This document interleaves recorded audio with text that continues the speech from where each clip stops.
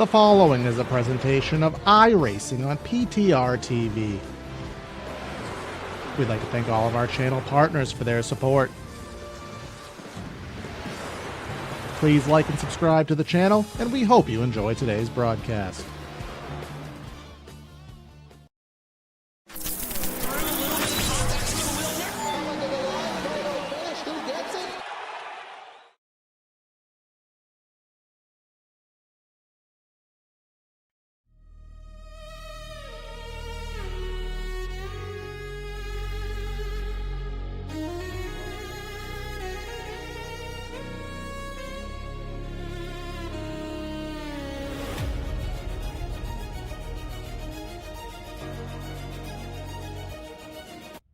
It all comes down to this. 5 months of racing across 3 different sanctions here of area, and it is the final official race of 2026. The Florida Estate Pro Series drivers take to the 2-mile track at Auto Club Speedway to decide a championship, and we have the tightest championship race of the week here to decide who will come home with the crown to put the sunset on the 2026 season. Well, you're at the right place, and we're gonna find out now. Welcome everybody to PTR TV, as well as the Area iRacing Twitch for the Florida State Builders Area Pro Series, the season finale here in 2026 Auto Club for 100 laps. Gonna be myself, Corey Silva, in the booth and in the truck. Brad Dalton here to help out. We're with me for the first race of the season, and Brad with me for the final of the season. Brad, we have the closest championship race this season for area. We have a genuinely tight battle to see who's gonna take this crown here this evening. Yeah, good morning, good afternoon, good evening, ladies and gentlemen. This is one that I'm excited for here, Corey. Of course, rounding out the end of Area iRacing Season 8, buckling things up, securing the final championship on the go. Monday and Tuesday were absolutely wild, and I tell you what, this Pro Series has delivered time and time and time and time again. And, well, here's your championship run. We've got 4 drivers in the mix that could find a way in. One of them, realistically, I believe is going to be mathematically out, James Scioli there in 4th, but Mercurio, Peyton Howell, and John Hall, it's all to play for. Yeah, well, technically, Scioli is mathematically possible, although it is a complete edge case, and just, basically Howell would need to freeze over and gas would need to go back to $1.99 a gallon, but it is physically possible. Peyton Howell, again, that's a matter of about 1 position. Brian Mercurio will need a little bit more luck, but it is still possible here on the season. Of course, the winner does get a 5-point edge over second place, so right there, then and there, it could be possible for Peyton Howell to win the race and get the title just off of that. But there are bonus points and some other contingencies, so of course we'll have to decipher those over the course of the race. But we want to thank everyone for tuning in. Of course, if it's your first time, don't make it your last. Hit the like and subscribe button on PTR TV. We have other content that we'll be happily providing you guys during the area off season. But if you're on the Area iRacing Twitch, do all the things there. I know subscribing on the last week of the season's kind of silly to do, but you can help the league, at least support that, and use some custom emotes here in the chat. But qualifying still underway. We have a few drivers here on track who, well, actually, we have more than a few. We have a lot of drivers on track still turning laps. Yeah, drivers still trying to find that final time here to find their best go in the finale. This is one of those moments where it really comes down to it. And if you're Jake Nichols has already put in time, right? Like, that's just for fun. That can't be the actual lap going through. Of course, here is one Mr. Sebastian Marin and that number 95 having a great time along. And Sebastian, a very strong driver as always. I would expect a lot out of that Supra tonight here around Auto Club. Let's see what he can muster here. Top of the board is Opplinger at a 40.9. This has been Marin's playground this season in the Florida State Builders Pro Series. Only raced 8 times, but has won 4 of them. And let's see what he can muster. Looks pretty good on the watch. 27, so it wasn't actually nearly as good as it appeared at the distance. But we'll head down to warm up now, and Got a couple more minutes to get ready for the season. Again, Brad, it's just very surprising to say. I mean, this season started off, it felt like just yesterday as we look at the schedule here. It felt like just yesterday, and here we already are wrapping things up this season. Yeah, all the way back at the end of March, an untraditional later start of the season here for area, all the way back at Daytona International Speedway at the end of March, and then working things through. Of course, we've been to Portland, we've been to Iowa, we've been to Rockingham and Indianapolis. It's been so many good tracks here. We actually went to Daytona twice this season, as a reminder, because we took the road course here in the Pro Series back in June. And again, with the way this chase has gone, Chicagoland, Bristol, Charlotte, North Wilkesboro, and then Auto Club, with John Hall winning 2 of the last 4 races here. Brian Mercurio, of course, picking up the win at North Wilkesboro, able to have a strong run over Peyton Hall and John Hall. And that's when it all comes down to this. It's why I love the chase format personally, Corey. I love it when things come down here to the wire on the end, where you have those strong drivers that if they can really secure things up at the end of the season, they can show why they're the best. Absolutely. Gives a little bit of luck, but more so skill. Right there, 27, Travis Beckner. He's going for something different here today. He's 10th in the points, but statistically, he has won a race in every single season of area. At least in one of the series. He is completely winless at this juncture in the season in all 3 series. So he doesn't want that streak to end. You know, it happened to Ricky Rudd. It happened to Jeff Gordon. It happened to a few drivers, Jimmy Johnson, where Kyle Busch, of course, rest in peace to him, where those winless streaks were ended. So Travis Beckner going to try to get that one through. Alex Chilcutt, he hasn't won here in this series this season, but has been one to watch many a time. So even though storylines, of course, are going to be for the championship, Brad, other drivers do have they want to end it on a high note and just, go out, maybe more consistent with how they usually are used to. Well, remember, too, this is 100 laps of Auto Club, so nothing really on the run is guaranteed to the end. Of course, everything could burn in flames, and all of our top drivers and points could wreck out on lap 1. You never know how things are going to happen here in Area Pro. Again, this is traditionally one of the cleanest races of the week. If you want to see Crash and Carnage, Tuesday night would have been your show through the season, but even then, Tuesday night cleaned up quite a bit. Yeah, we did have a really good one. And it was a good one. And it was interesting. So talking to Travis Beckner, he nearly had that race won, but he got a little root scooting booty there on the final lap and ended up not being able to put it into victory circle here. But you can see right now drivers on each lane of the racetrack. You'll see drivers right on that white line. You'll see drivers, of course, rim riding the fence here, because if you live under a rock, or I guess maybe if you're just new to the world, because this track has been dormant for 3 years and now only exists in about 10% of its existence here. 2 miles here at Fontana, the D-shaped oval, 14 degrees in the corners, and this track never repaved during its existence. So especially down the back straightaway, Brad, you can look and see this washboard effect heading down the backstretch. Yeah, Auto Club here is a track that, well, I think if it still existed, we'd probably get some really good racing out of it in modern NASCAR. But of course, one of the losses of many of great racetracks throughout the time. And there's photos on Reddit, there's photos online where you can see that 10% of the track that still stands. But this track, very iconic in its run and very iconic in its time. And with the never being repaved, as you said, Corey, it produces some fun moments. And, well, we'll see a lot of this side by side. We'll see a lot of this hard racing. Of course, I was always a very strong believer of Homestead Miami finishing out seasons. Auto Club feels like a Homestead Miami to me. It sort of certainly does here, as we do head to about 35 seconds left to warm up, head down for that Central Mobile Home starting glide, of course, for the final time in 2026. If you want a new shed, floor plan, or trailer, head to centralmobilehomeinc.com. Serving Florida customers for 30 years with a plethora of different floor plans, shed designs, and trailers in LaBelle, Okeechobee, Clewiston, and Sebring.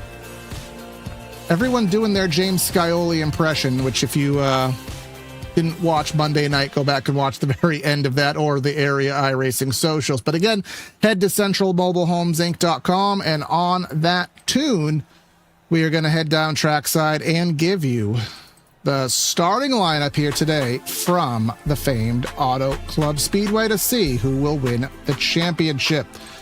Starting today's race off from P1, going to be Justin Opplinger with Connor Horn. Again, another one looking to get a win on the season out of P2. Travis Beckner, again, wants to break that goose egg out of P3. Sebastian Miller in the 4th spot. 5th, we find David Weishart. Good starting spot for one of the OGs here in the league, with Jonathan Evans in 6th. In 7th, Philip Groner, and then AJ Stravado out of Florida. And then rounding out our top 10 out of the 34-car grid, Peyton Howell and Brad Slaughter.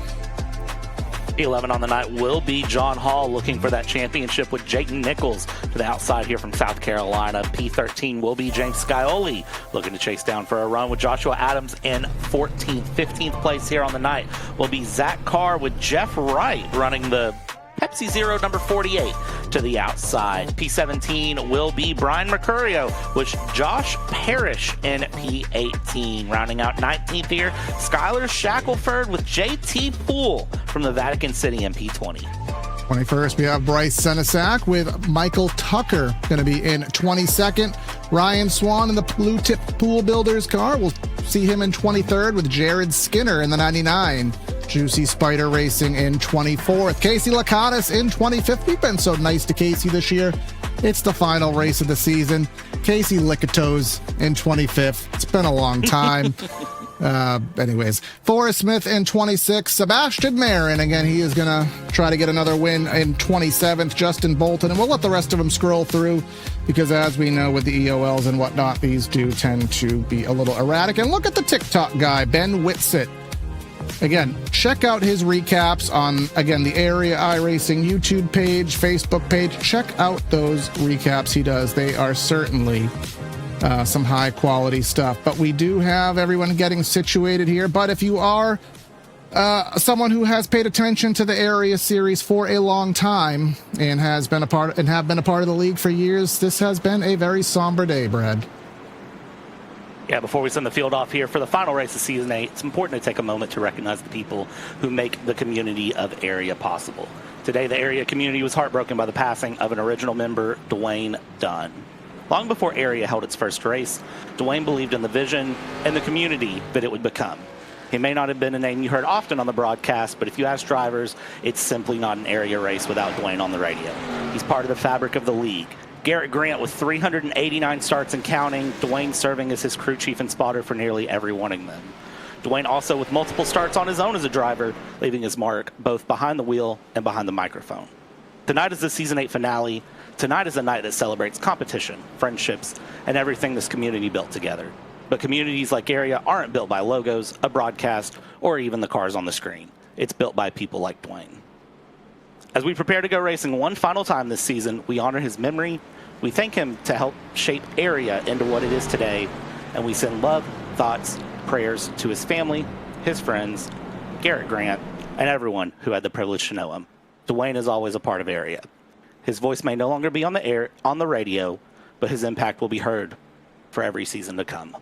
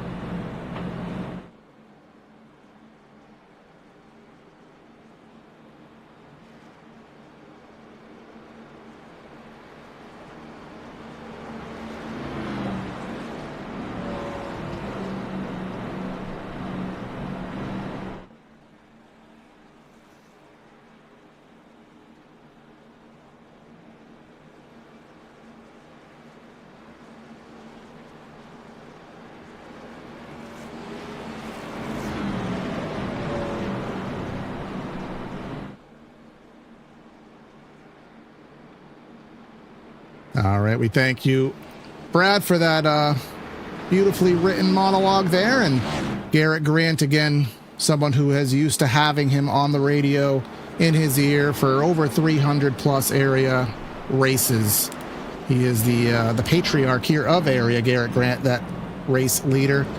And he did that missing man formation, and he will, again, he doesn't run in this series, but he made it a point, of course, admin made it a point to let him be here to honor his fallen friend, and he will pull into the pits here as we get situated back for what is our 100 lap race here this evening. It will be Opplinger and Connor Horn on the front row here for, again, 100 laps. We expect a lot of tire fall off. We expect a lot of green flag racing, which this Florida State Pro Series always gives us, which could lead into a fuel mileage race. So a lot of good things to watch here. Again, John Hall, he is in the 11th spot, 4 points up over Peyton Howell. Peyton Howell is in 9th, just ahead of him. So watch those two cars. And Brian Mercurio, he needs a little bit more luck to make it happen, but it very well could here this evening. But coming off turn number 4, let's get the final race of the season underway. Florida State Pro Series from Auto Club Championship Night. Let's go racing.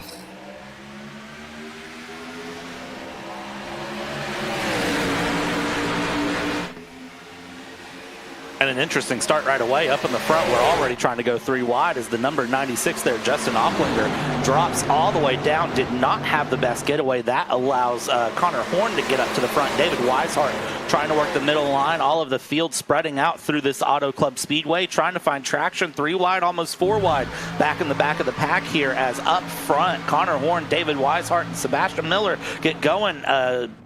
Justin Opplinger dropping down to 4th and continuing to drop. And right now, everyone trying to take advantage of these fresh tires, using every single one of the lanes available here in Fontana, California. But leading first, lap number 1 here is going to be Connor Horn in the 67. David Weishart in 2nd.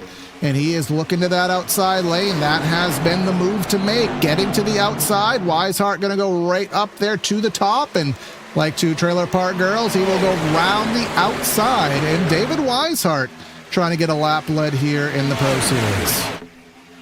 This lead is going to shuffle quite a bit throughout this race. So even with David Weishart getting to the front now, trying to defend off Connor Horn in turn 3, Justin Opplinger now working back up to the front here, up into 2nd place in that Toyota Supra Nopes car, coming around here through the high line. David Weishart will lead, but I have a feeling that everyone up in the front, they're going to play a little bit of, no, you go first, you go first, you go first around this 2-mile track. And of course, this is going to be a little bit of a different race. Obviously, in the truck series, as we saw the other night, those trucks are a little bit slower. So it does lead to a little bit more pack racing here as Opplinger going around the outside again.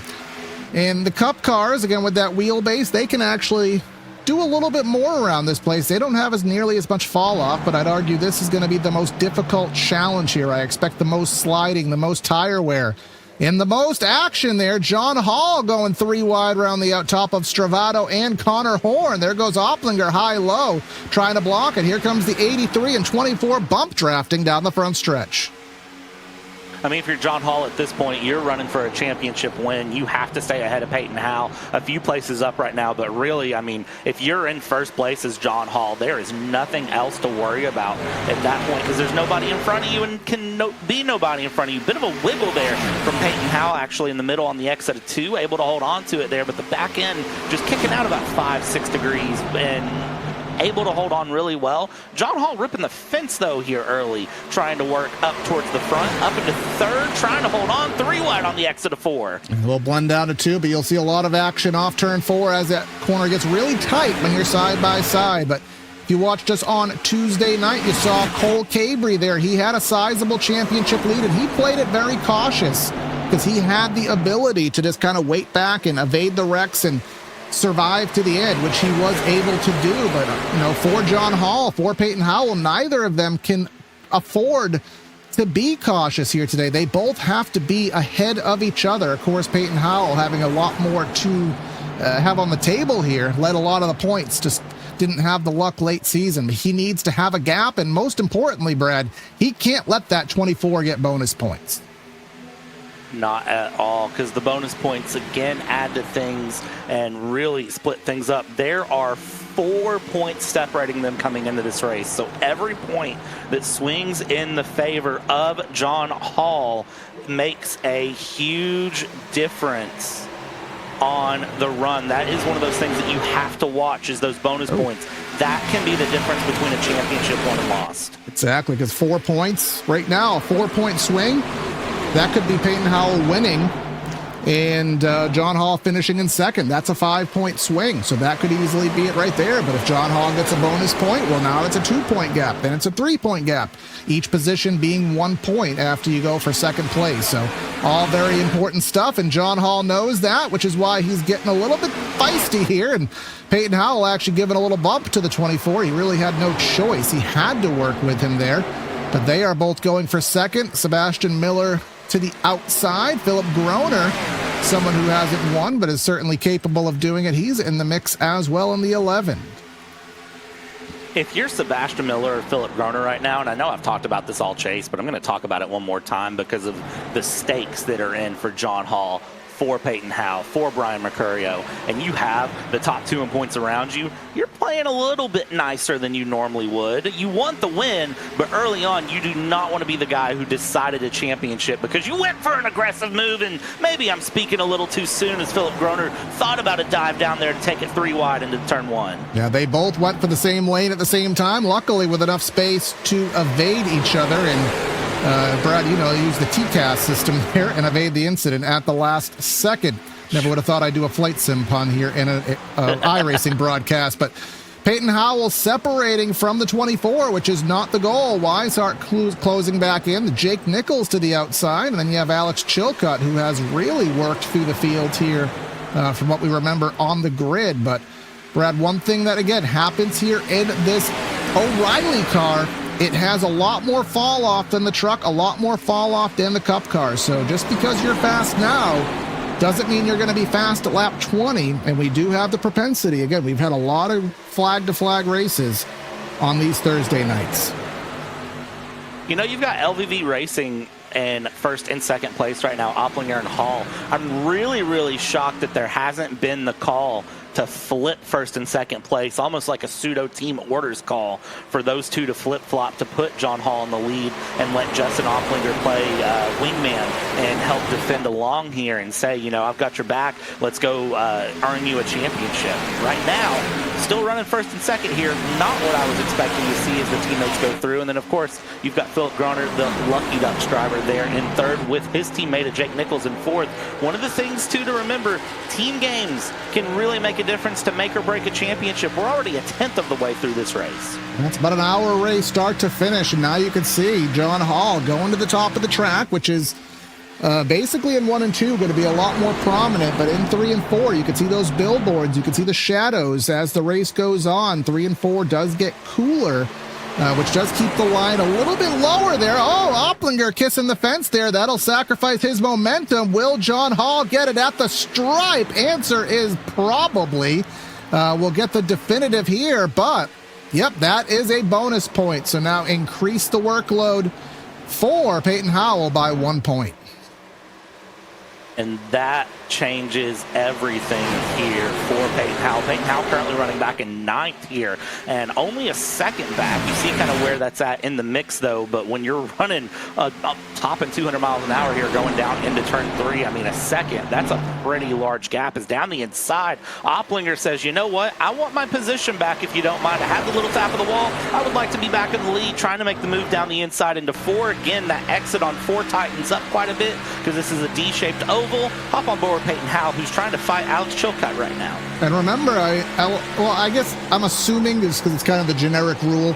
If this was to go to a tiebreaker, I'll have admin correct me because I know they're watching, but typically it's number of wins as the first tiebreaker. And of course, John Hall has 4 wins on the season, just to Peyton's 1. So if it did come to be a tiebreaker, Peyton Howell is going to lose there in that battle. John Hall, as we know, has been the intermediate racetrack king here this season. Of course, getting the wins at Charlotte and Las Vegas, at Darlington, He has just been excellent here at these high-speed tracks. Of course, Auto Club fitting that bill. But here we go. Philip Groner, 2nd, and Jake Nichols. He's trying to end the season on a positive note here, and he is in the mix as 4 cars under a blanket. And this is the racing you like to see at the front. This is hard, competitive, clean racing here in the Area Pro Series as they come along the backstretch here. Get back into single file, but as soon as they hit turn 3, I expect that to break away and fan out, and you see it there. Everyone picking their line down to the bottom there, the 8 and the 96. Brad Slaughter Jr., Justin Knopflinger going side by side, and Brad Slaughter will work the outside around up into 4th here, up in the front. Philip Groner trying to go down the inside of John Hall into 1. Here we go for the race lead. Philip Groner, again, someone who Brad and I know rather well from other series, used to seeing him win races, and to my knowledge has not broken the crown here in Area just yet. But here he goes, try to take advantage of it. We already do have 1 second of fall off, Brad, and we are also getting some information from up top that strategies are already aplenty here. I mean, let's just do the math. It's a 100-lap race. My estimate was about 47 to 48 laps, but it looks as though some drivers are already trying to make it to lap 50 here. So we may already have a level 2 thinking going on right now, as here comes Jake Nichols to the inside. I'm not going to say the driver's name, of course, because I know that crew chiefs, spotters, and teams are all watching the broadcast or have the broadcast on. I was careful not to say it. I was careful not to say it. I ain't saying it because I want to see if it plays out. I'm very curious to watch it. Here's the 73. Great pass through, but is the switchback in the game? Philip Groner here trying to move up. Jake Nichols down in the lead. John Hall holding the 3rd here with Brad Slaughter trying to work the inside in that number 8. Of course, Brad Slaughter did get himself a win in the Truck Series at Talladega. Has run part-time here on Thursdays, but he is now in 4th as we're starting to see, again, as I said, the comers and goers. Now, Jake Nichols has been up front for a full lap, so let's try to see where he is on the stopwatch, and that is already quite massive, Brad. 1.5 seconds over 16 laps. And wouldn't be surprised if that number goes to about 2 to 3 seconds, as here we go. Tight 3 wide. John Hall off the top of it. John Hall trying to stay up to the high line there. Slaughter and Opplinger battle it out. And, of course, Opplinger trying to go in. There's the 60 of Alex Chilcutt. And Alex Chilcutt is a driver who's going to say, you know what, I want a win. And then, well, eats the wall. So has to drop back a position behind the 71 of Josh Parrish. But I expect Chilcutt to also be in the mix. There's so many drivers here in the run who should find themselves in the mix for a win. It's genuinely a gamble on who's going to win this race. Absolutely, and if the strategy comes into play, of course, that will only add to the situation here. Here's 71, Josh Parrish. He is to the outside of Alex Chilcutt here, and someone who we haven't mentioned, who we typically do at this juncture in the race, and that is Sebastian Marin. He didn't start in a favorable position, but he is running in the 16th spot. Well, he started 27, so I'll give him a little more credit, but we'll be transparent, Brad, to an extent. He's not the driver that we were told is doing a little bit of strategy, but let's go on board and maybe figure out for ourselves. Let's see here. Watch that RPM coming through. No. Nah. Is it? Nah, he's just being conservative early in the race. That's what I call this. Yeah, and for you people who don't know, typically, well, if they hit the clutch, we will see the telemetry of that RPM gauge go all. Hey. Oh, we won't need strategy. We got a wreck. JT Poole. And unusual. Oh, Sebastian Miller. He was just up front in the top 10, top 5 even, and now he is backwards with damage on the back chute. Pull up that area. PTR TV instant replay. Let's take a look at how this happened. Oh, is this a Sebastian versus Sebastian? Oh, no. He kind of washed up the track there into JT Poole. We'll see what the final admin verdict is, but just seemed like he kind of cleared himself there, just slowly washed up into the racing line. Now, this puts us 80 laps to go, so even with a pit stop here, you're not really helping your cause to go to the end of the race, but I would expect most drivers to come in, get 4 sets on the wall, no reason to not use one of them. And indeed, the 83 getting the incidents applied to his rec score, which again, that leads to penalties within the series. And those penalties will apply when those drivers do return to the 2027 area campaign when that fires off. Yeah, and no official start date for the 2027 area campaign. We did get to have some conversations with admin early today and, try to iron out some details. We know that it's coming. We just don't know when. So make sure you keep an eye on everything here, because the off season, I can tell you right now, it's going to be real busy, and there's some amazing things in the works on the back end that I can't wait to bring to the channel personally. Looking here, Corey, you called it. Everyone in the pits, 4 tires fuel. No reason to not to at this point with fall off over a second already with less than 20 laps in. Go ahead and take a set of tires. Absolutely. You got 4 sets on the wall. You're only going to need 2 more stops to, well, actually 1 more stop to finish this race out. So the rest of those tires would just be used for pure strategery. And I would be very hard pressed to believe anybody will take 2 tires at this point in the run. But I think somebody did, because Alex Chilcutt is out of the pits first. No, Chilcutt took 4 tires. There's no way. I think. Nope, 10 seconds. No, he took 2. I'm thinking of cup times. Remember, we got 5 lugs on these, Brad. They ain't advanced enough yet. Although the rumors are that Nopes would be getting a new car around 2028, I think I heard somewhere. Did it. Yeah, I know I caught myself. Even though we don't have the... No one's paying us a check here to say proper NASCAR terminology, but let's just see where everyone has lined up. Again, Jake Nichols there in second, Philip Groner third. Where is Peyton Howell? He is down to 8th, so he has not lined up with the 24. And Brian Mercurio, again, he is the one who needs a lot to go wrong. He kind of needs the 24 and the 52 to kind of be back there in the high teens, low 20s if he wants to have a stab at this championship. And a lot of that championship, Brad, I don't remember. Were you with me at Charlotte? I don't remember where it was, but there was a race that a lot of the big timers got taken out in weird circumstances, big ones. And, when you only have a 5-race chase, even though it's better than a 1-race playoff, which we've had, of course, in the real world in the sim, it's hard to overcome a bad race even when there's 5 chase races.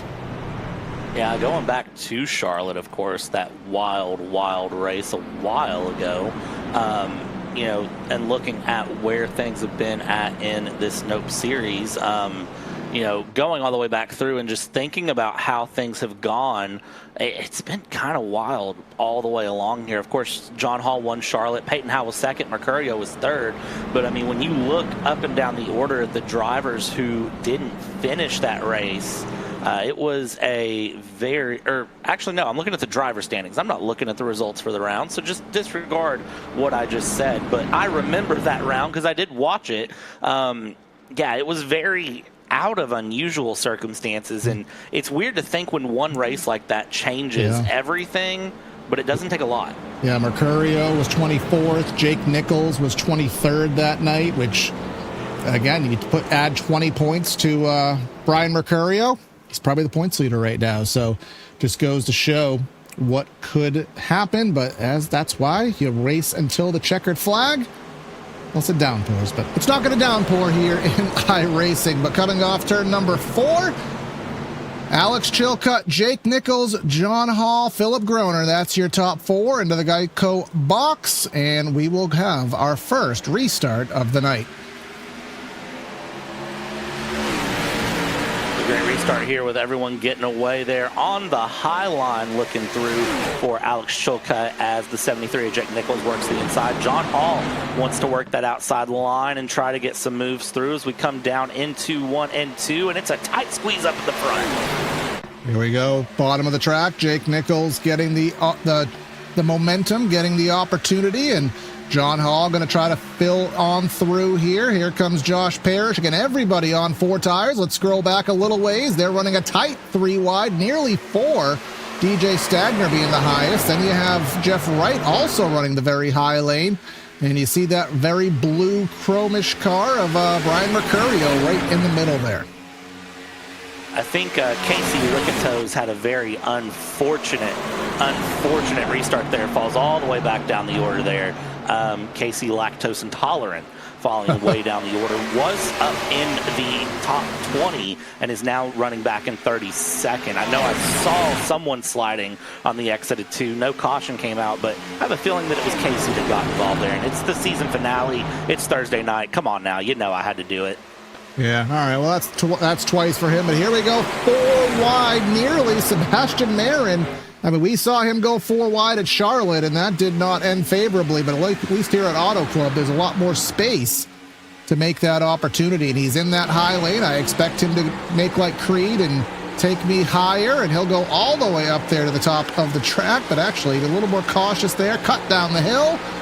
Trying to get to the outside of Jeff Wright. Give a shove to AJ Stravado. Given the push through. And Corey, something I don't think we've talked about here as we hit halfway through lap 24, a quarter of the way through this race, coming in towards lap 25 through turn 3, team championship standings. Have we talked about that? Because it's real close. Oh, we have the team not. standings here. Driver's scaring me. Anyways, go on with that. I thought Opplinger was going to kill the wall there, but he did evade murder. But as he tries to go for turn 1, but go on. LVV Racing, 107 points. Lucky Ducks, 104. And Powerhouse Racing, 101. So there's still plenty to play for. There's Jake Nichols, Justin Opplinger trying to squeeze through. John Hall wanted to go to the inside. We're side by side for the lead down the backstretch. Opplinger with the run on the outside. He will clear. I was glad that's what you were going for. I thought I somehow messed up a Creed joke there. But anyways, that's going to be Opplinger to the outside. And I expect him to persevere because, again, the momentum is very hard to continue on the bottom. But he got a little too high. And had to check up, but even still maintain the momentum. Now doing the Indy 500 snake down the front straightaway. And as we run down the back straightaway here, heading through, the fact that we are getting that twisty, turny runs along is it's very shocking to me that that's what we're seeing drivers decide to do is, you know, run that draft through. The draft is powerful in these cars, though, honestly, and it does make a big difference more in these Nopes cars than you would think. So watching along, I'm really expecting that late race to play a lot more of a momentum. But here on the early go with these fresher tires, seems to be working. And by the way, have you noticed that 2 tires seems to be able to hold on with 4 right now? If we take a look at Alex Chilcutt still holding that 4th place. Yeah, I almost completely forgot about that. And, you know, depending on the setup, a setup that drives a little tighter, sometimes that 2 tires will actually almost work to your advantage there as almost like a suspension adjustment there, loosening that thing up. But look at that bright green M&M's car to the inside. Sebastian Marin, 27th to now 7th, looking for more underneath AJ Stravado. Again, he's not going for the title. He's just trying to play on the playground here and doing quite well as Peyton Howell, he is putting everything on the line, ripping up against the feet off the wall, and he got a whale of momentum in the process. And that's exactly what Peyton Howell needs to do at this point. We're coming up almost a 3rd distance. It's time to go ahead and drop the lead weights out. Go ahead and pull the button on the frame rail there and drop the marbles out, you know, if you know that story from Bristol, and try to get this car moving forward, because you need to be near the front. You need to do everything to put yourself in the best position to beat John Hall in the championship. And well, to do that, you got to be in front of John Hall to at least have a chance here. Oh yeah, here he come. He has definitely opened up the can here, and I don't know if the whoop ass is coming out of it yet, but right now I think the can is open. He's definitely making a charge here. He's gained multiple spots, and now he's right to the rear of John Hall. All of this only 3/10 behind the leaders, and the leader, they can't situate themselves. They are changing the lead every other lap. That's going to be Nichols to the bottom, Opplinger to the top, and then sort of in the middle is John Hall, and sort of also in the middle is Peyton Howell.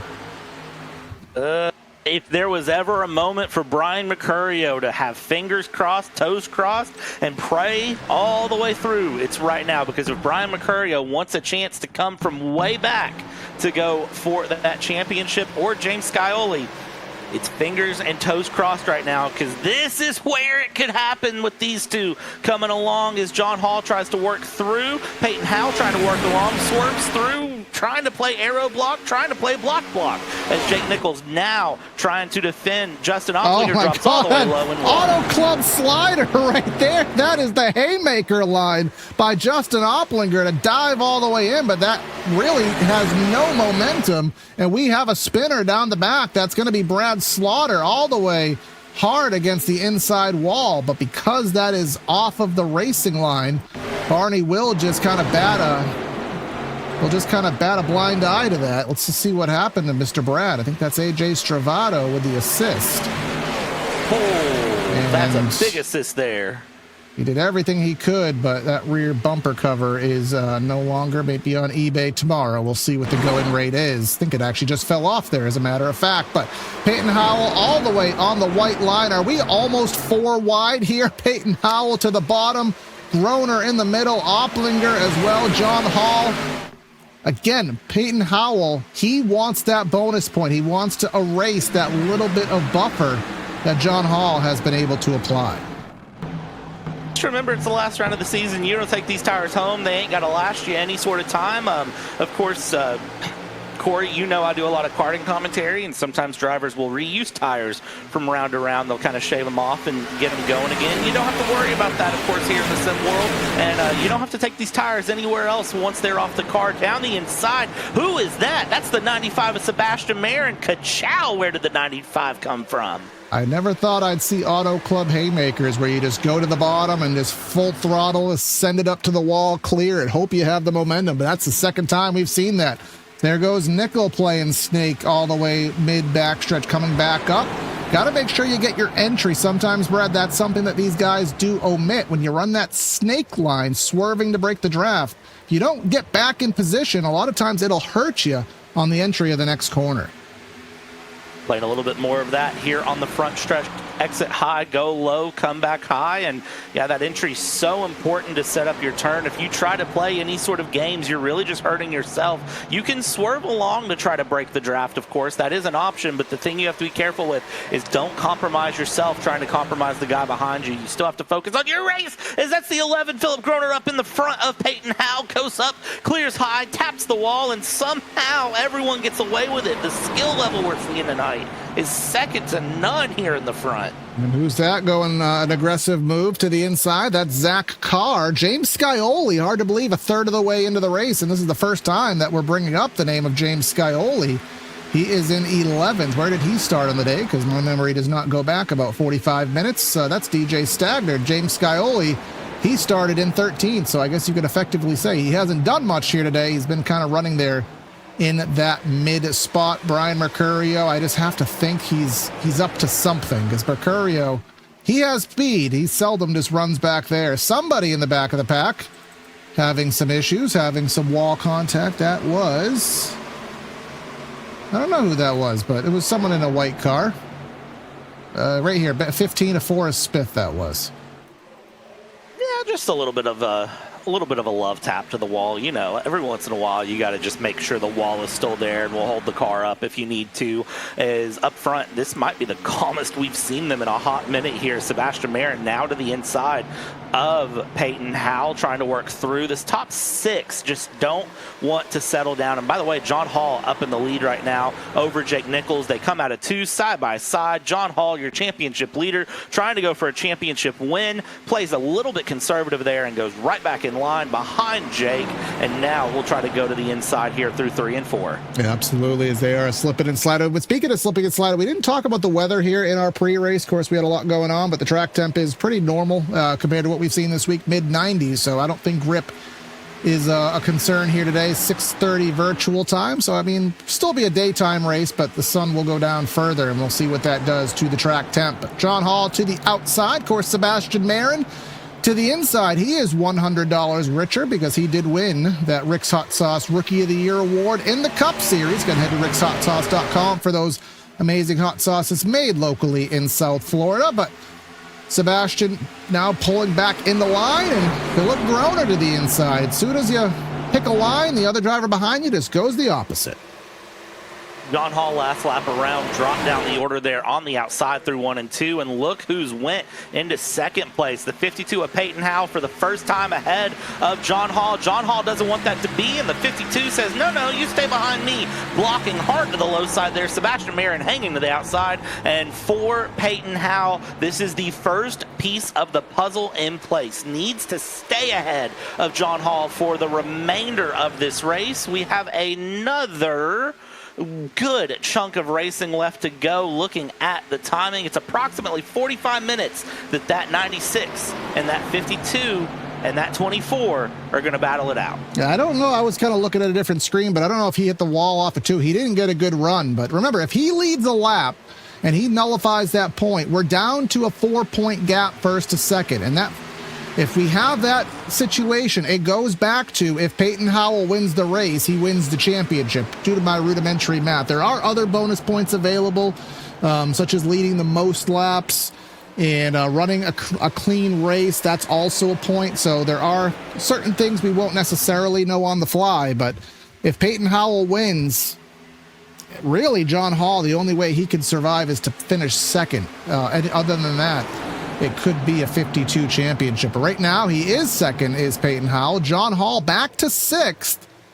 And we're getting to that point in the run, Brad. We are 18 laps into the stint. The comers and goers, the fall off, all of that is at play. We're about a 2 3/4 off the pace. Yeah, this is one of those that you want to really watch out for. One of those bonus points, by the way, is for pole position. Which I don't believe either driver had pole position. I can't remember back now, of course. So no pole position point being awarded for John Hall and Peyton Howell. Interesting, though, to see John Hall down into 7th, falling out of the order here, not running in line down the backstretch. And again, it goes to show the power of the draft here. John Hall trying to work that inside line and hold that 24 all the way down to the bottom, unfortunately not working. And who is that coming around? It's our outside contender, Brian Mercurio, coming through to pass John Hall now. Yeah, and it makes you wonder. I mean, there's no fuel saving that's really going to work right now because you're going to be pitted around lap 20 on that first and only caution of the race. That would leave 80 to the end. So there is one pit stop left in this race at minimum, so that it can't be fuel. And 20 laps into the race, that's when you're either headed to the front or you're headed to the back. So I would fear for the 24 that maybe his tires are not in the best state, but maybe he can cool them off and get another charge at it. But here we go. Peyton Howell looked low, falls right back into line, and that move for the lead is actually going to cost him because with that momentum lost, here comes Marin.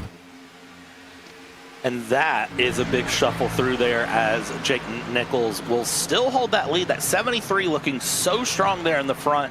Doesn't seem to be really fazed by any challenge here, but that 95 now. Sebastian Marin, of course, the Cup Series Rookie of the Year, even though Sebastian Marin is anything but a rookie in iRacing, working the inside line here on Nichols, trying to side draft along down to the inside into turn 3 for at least the entry. Sebastian Marin has the lead. Will it hold? They try to swap Rue here, and let's try to do a switchback here to the inside. Not able to get the run off the corner for Jake Nichols. Sebastian Marin is now going to lead a lap here in the Area Pro Finale. And that is a dangerous move. That Marin was able to do that diver, that send it, that haymaker, whatever you want to call it, and he still was able to maintain his exit momentum. That is a dangerous move. And again, Marin, just his playground here today, just trying to have fun, get a 5th win on the season, and that certainly... that'll hurt Peyton Howell because if he can't get those 5 extra bonus points, that means he has a lot more extra work to do and to maintain a bigger gap between him and the 24. But if the race was to end now, Peyton Howell in 3rd, John Hall in 7th. I think we're looking at a John Hall win by about 1 point now if this was to end now. But luckily for Peyton Howell, still have 57 laps to go. I wasn't sure if you were trying to do math or just hold till they cross the finish line. That was a struggle for math there. DJ Stagner scratching the disc there to the top of the track, and Alex Chilka, what's he doing back there? I think he's just a sympathy slide to the high line. And Connor Zilich and Todd Gilliland's verbiage, they're back there in the dog pound here. here in the back of the pack, where they are just going guts out, all out, mid-pack. Somebody still in the wall. That's Jonathan Evans. Surprising to see him back there. Josh Adams, JT Poole, remember he was backwards in the race. Then you have Ryan Swan, our Blue Tip Builders vehicle there. Of course, check them out for getting your outdoors, your pool, your kitchen area outdoors looking up and ready for the end of summer entertaining. Head to bluetippools.com. But here we go back up front. Jake Nichols not going down without a fight on that top lane, trying to build the momentum. Sebastian Marin comfortably holding the lead right now in that number 95 Supra, trying to hold off Jake Nichols. Peyton Howell, that third place, so important. Peyton Howell really would like to be further up here, as look to the inside comes Justin Oplinger as they stack through 4 wide along. Blue and Angles flying formation there. And look at Brian Mercurio again. Brian Mercurio is kind of your outside run for the championship right now. Would need everything to go wrong for the 52, and for the 24. Right now, for Mercurio, getting past the 52 would at least be a step in the right direction, and then it's kind of a game of lady luck making all the difference. Yeah, what it could very well come down to is the final pit stop, and again, estimating here that, about a 50-lap run to the end, or rather on the fuel tank, pardon me. So we're about halfway through the fuel run, and with our fall off being 2 seconds, that pit stop lap between pitting a lap early, a lap late, very well could be what decides your finishing position. But will this go green long enough? Well, we'll see. But as you said, Brian Mercurio, who always tends to be a tire-saving pro, tends to be one to be on the comer side rather than the goer side. He is P3, going for P2. But again, the struggle off that inside lane. That's a great exit, though, I will say, getting back up in the line right behind Jake Nichols. Jake Nichols sticking about half a bumper out to the inside of Sebastian Marin from behind. Now wants to run the high line through 3. Peyton Howell tries to hold right behind Brian Mercurio. And look who's back up in 5th place, John Hall. I think John Hall overcooked the tires, was trying to cool them off a little bit, and is now right back into the run here.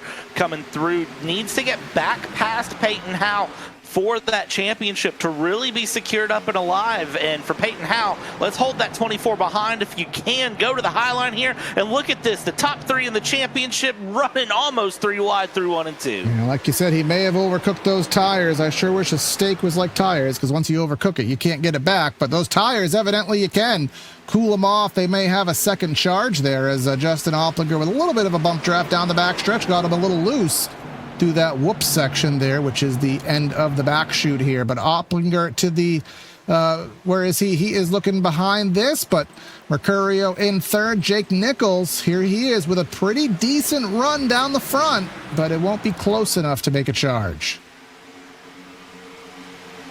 But close enough to keep that pressure on heading through for Jake Nichols, which is really where he needs to be. Remember, we still have another pit stop that's going to have to happen that can shake everything up, because what's the second scariest thing here in a oval race? Well, it's green flag pit stops. That's probably the second scariest thing. The scariest thing is probably coming up to lap traffic and trying to get your way through that. So with green flag pit stops potentially on the horizon, we're 29 laps into this stint. There is the possibility of anything going right or wrong. Now, of course, these drivers are a lot better than me, and I'm not going to say I'm great at green flag pit stops, but I'm very conservative. But these drivers are going to push themselves to the edge here to try to get a good green flag pit stop if that comes to be. Right now, even if we pit, I don't think we would make it to the end on fuel. No, I think we're at 50, so it'd probably be a stretch case. But again, you have the wherewithal to go 10, 20 more laps, 10, 15 more laps, probably more realistically, to where you can make it to the end. But here comes Nichols. Now looking to the high side here as the track's starting to go down into more shade. And traditionally what happens is when a track gets shadier, the line will move back down to the white line. We'll see if that's indeed what happens. The rubber's going down, but the grip is going up here as the California sun starts to fade. But Nichols looking to the high lane, trying to build that momentum. Let's see if it amounts to anything. Marin running a lower line, but just because he has that Marin secret sauce, he can run everywhere he wants and still maintain maximum speed. I don't know what that 95 has done there to have that much pace, but somebody might want to check that car in tech post-race. Is the 73 trying to work down low here. Peyton Howell trying to hold off Brian Mercurio, who wants to work to the inside and almost gets into the back corner of the 52 of Peyton Howell. Thankfully able to avoid that. They get back in single file, and they all stick right behind Sebastian Marin down the front stretch, looking for any sort of move, any sort of moment. This is kind of that mid-race lull where these drivers are settling into a rhythm. They're really starting to do the mental calculations and sort of do the mental jumps, especially for these three on screen right here in third, fourth, and fifth. They're doing the points calculations. They're doing the thought process of what do I need to do to get ahead of the person I need to be ahead of in order to win this championship. Where do I need that other car to be for this championship to be mine? Do I need to risk a move right now, or can I just settle in a little bit as Mercurio again down the inside on Peyton Howell. Peyton Howell working that outside line. A good exit from Mercurio. Mercurio might actually pull this P3. Yeah, we're really seeing a comparative to what I saw earlier this week in the Studio Temporary Cup Series and in the Truck Series. That inside lane is actually a lot more viable. And while it's not necessarily as good momentum-wise, you're able to stay side by side a little bit better. At least that's what it's seeming. So going to that top is not just the lightning boost that we've seen in prior weeks. Let's go a little bit further back. You see 2609 Motorsports Chevys. That is Connor Horn and Zach Carr going side by side, and then using that inside lane. That is the 97 clearing. But one thing, a point we wanted to bring up, Brad, we talked on the restart, Alex Chilcutt, how well those two tires were going. Well, lap 30 or so into the run, he is now 24th, 8 seconds off. So they were good on the short haul, but certainly paying the price for it now.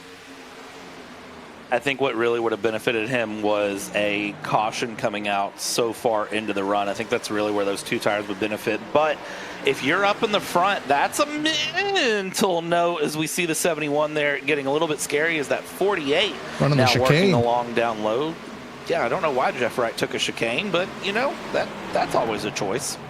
And here we go up front. Nichols looking to the inside. Again, Marin, he had a lot of work to do to drive to the front. And even though he is Marin, when you are slicing and dicing in the pack through the dirty air, you are using the tires. So he might have a little bit less to play with here late run. Nichols to the inside. Will he clear? He will clear for a moment, but now the momentum winding back up on the top, and that'll pull Marin side by side, and we'll see if Nichols can keep him in the side draft, and he will not, but will he give it the old Senderoni? Answer is yes. And a good lunge to the inside there from Nichols as Marin tries to hold that high line again, back in the back. Howell, Hall, and Mercurio, third, fourth, and fifth, all still swapping positions. Marin, with the switch back to the inside there, will retain the lead across the line and be the leader for lap 54 as we go into lap 55 now. Oh, these two are racing hard. Marin definitely not cutting any favors there, because he did, I think, maybe force Nichols into a little bit of a back off there, because with that clear back to the top, that keeps the 95 in the lead here, and that will pull Peyton Howell closer to the back bumper of the 73 because of that loss of momentum, and then they'll switch lanes here in the corner. Nichols up to the top, Peyton Howell to the bottom, John Hall even to the bottomer.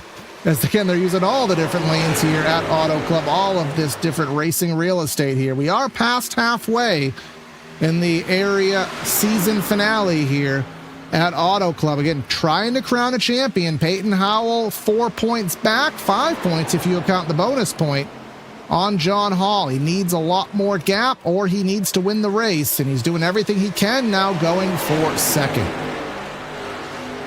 Buckle it up, because this is not done. And now that we're past halfway, the crunch time starts to feel. The pressure is going to slowly start to rise. We've now put that pressure cooker from low to high here, and we're trying to get that pot roast done and full of juices and nice and ready for dinner. That is where we're at with this. And up to the top there, the clearing from Jake Nichols. Peyton Howell now up into second. Now watch for Mercurio and John Hall to have a run through here and try to make some moves as they still try to work their way along. Peyton Howell far away from being out of the danger zone, but right now second place, probably the best place to be in.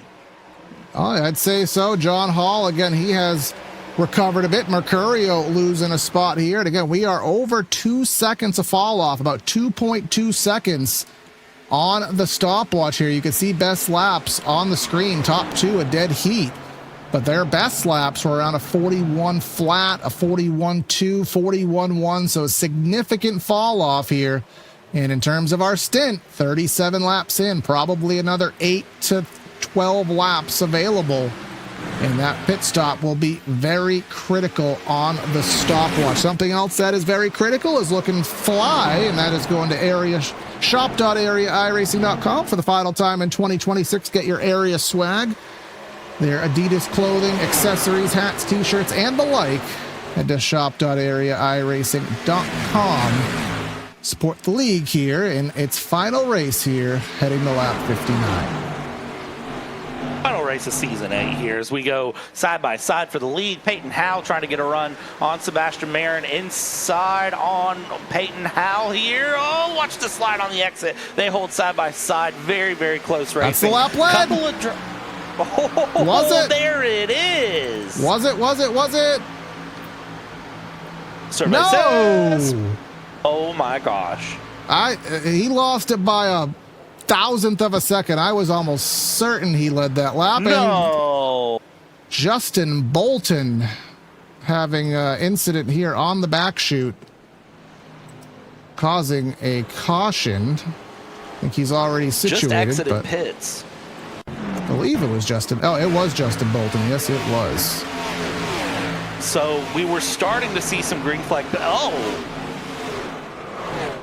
Okay, so he didn't actually take a pit stop there. That was just him crossing the line. Well, that almost qualifies as a Ricky Rudd save of the race. In a very weird way, I almost want to consider it here. I mean, they were just meeting in the middle, drafting down the straightaway, but that could have been a cataclysmic hit to the inside wall, and that also could have been a major spin up the track into the outside wall, and he managed to evade both of them. I think we could give that a Ricky Rudd. Give it an honorable mention. On board for honorable that. mention for now. We'll see. Yeah, let's see how the race goes. We had a couple drivers who made stops. We're starting a green flag pit stop. Let me guess. David there. Weishart was one of them because he's always one of them. Yep. I could. Yes. Even without knowing that, I could have guessed. David Weishart. Do you know who the other one was? Who was it? Let's see. Alex. It was Alex Chilcutt. They had both stopped under green and are a lap down now. I'll tell you, if the caution is to come out, rate it during green flag stops, there's a 70% chance David Weishart gets bit. He's one of those people always goes for the early strat, and sometimes it works, but it just seems like he doesn't have that luck here in 2026. But this will put us in a situation, Brad, where fuel is no longer a concern. Tires will just be the concern. We can go to the end from here. And for Peyton Howell, did he just get the lap lead in the pits? Yes. Made chaps. Yes. So we're back. Oh, what? Hey, Jonathan Evans. I keep waiting for the day that iRacing makes the pit lane have contact, not in the boxes, but everywhere in pit lane.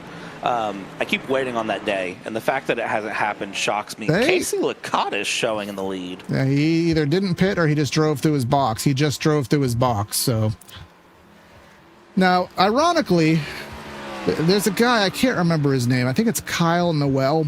He runs a post on the forums, and it's basically what's coming out on iRacing next build. Here's the rumors. Here's the confirmed, all that nonsense. And there was a post by, I believe it was Tony Gardner or Greg Hill, one of the two top dogs. And he said pit collisions were going to be a toggleable feature that they wanted to implement in, for hosted, for Coke, for league racing. And then they'd experiment with it on officials, but that feature just never took off the ground. But it was in the framework idea. Of course, we had it in our 2003 as Licata comes into the pits. I think the reason was that they said was the tire model on iRacing doesn't work low for sharp turns at slow speeds. So back in NASCAR 2003, for us old timers, there was actually a setting in the menus that said boost steering at slow speeds. So they basically had to make a little fudge checkbox setting just so that you could actually enter and exit your pits. And I don't think they want to go to that level of fudgery here on iRacing. Now, you could argue that they fudge a lot of things, but for those who didn't need to know that little rabbit hole story, there you go. iRacing does pride itself in being a simulator and trying to be as close to realistic driving conditions as possible, so I can see why they wouldn't want to add something like that in the pit lane. But, of course, if it's a case that you can't turn sharp enough through due to a tire model, then, I mean, I guess that's a whole nother conversation problem. That feels like a podcast topic, I'm not going to lie. Right now, what I'm looking at... Gotta go the whole line, Brad. Come on. Hey, it's your line. I try not to steal your line. Here is what I'm looking at, Corey. We're lap 62 of 100. If there is a caution with it 20 laps to go, who is cheeky in the front in this championship run and takes 2 tires? Well, I think 2 tires probably has, 10 laps as its lifespan. I talked to Alex Chilcutt about that. So if it's 20 to go, I still think you're taking 4. But within 10 to go, I think it's a complete flip of a coin. So I think nobody for the championship, maybe Mercurio at best, but we'll find out. It is Peyton Howell, the control vehicle, to the outside lane, heading into the Geico restart box, lap number 63. Let's go back to racing 4. Another restart, and right to the bottom of the track, clearing Peyton Howell, and the battle will go for second on back. And Peyton Howell, trying to build that gap early, needs to finish ahead of John Hall of some arrears to try to get this championship secured through right now. That bonus point for lap lead is now moot. You just need to finish ahead here and try to run through. If you can do it just right, there is a chance. There is still a chance, but you've got the 95 of Sebastian Marin on your tail and Jake Nichols behind that. 3 very, very quick drivers that are here in the front. John Hall, of course, with 4 wins on the season right now. It would be a shock for John Hall to not get this championship with 4 wins, but Peyton Howell trying to secure it here, leading lap 63. Indeed the case, and one thing I'm looking at here, and this is a little bit more shade than I would have thought here at Auto Club, as you can see here from our different scenery cams here, that the sun is still high in the sky, but we are behind a cloud here. So we were 93 track temp when we checked about 15-20 minutes ago. We're down 5 degrees, so that will again raise the speeds, but also raise the grip, which adds a little bit of Superman syndrome, but also kind of, again, changes the lines that you may be able to run. But as we stand right now, Peyton Howell leading the race, John Hall back in 5th. We would be talking about 52 getting the championship again, but so much time left to play here. Justin Opplinger, again, he has been top 5 all race. He's in the 4th position up top, and someone else talked earlier, Travis Beckner. He is trying to break the area goose egg on the season. He has worked his way into the top 10. And he said earlier on Tuesday, Brad, he is going for it. He will use the bumper. He wants to win this race. Beckner is a strong driver, of course, the flagman at Hendrick County, knows how to run any car here in area or truck and have a great go. So for that 27 here, the Hendrick County Racing car NP9, I fully expect to see Travis Beckner work towards the front.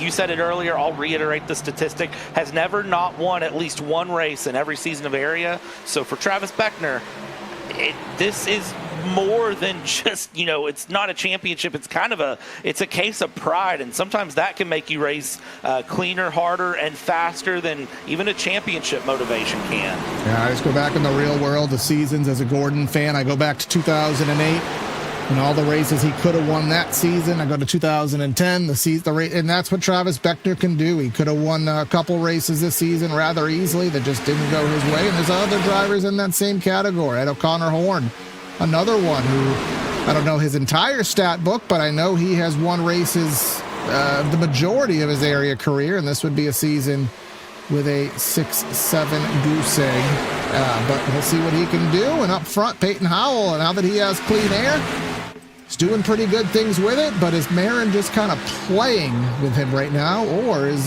Peyton that good? We'll see which comes on top.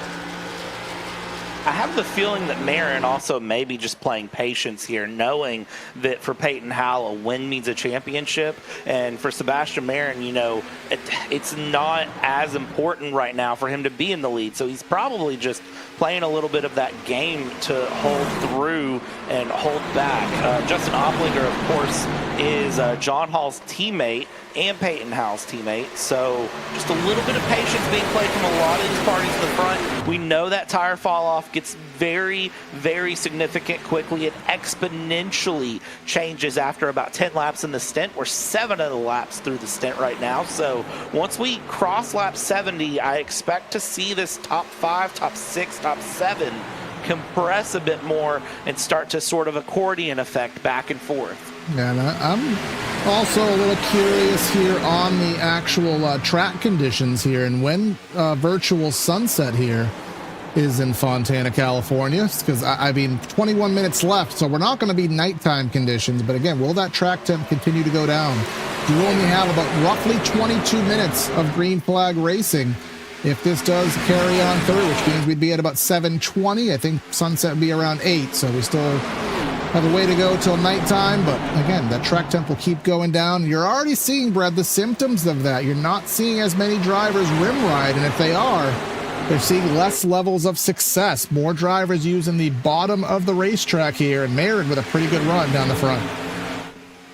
Yeah, Marin with a strong run there, as Peyton Howell didn't get a great exit out of 4, but was able to hold on in the front here. Now watch Jake Nichols work low. We're seeing what you talked about earlier, Corey, and I'll reiterate it. The lower the sun gets, the cooler it gets, the closer to the white line these Nopes cars are starting to run. You're starting to really see these drivers start to work that low line more and more. The high line, I think, is still a viable line right now.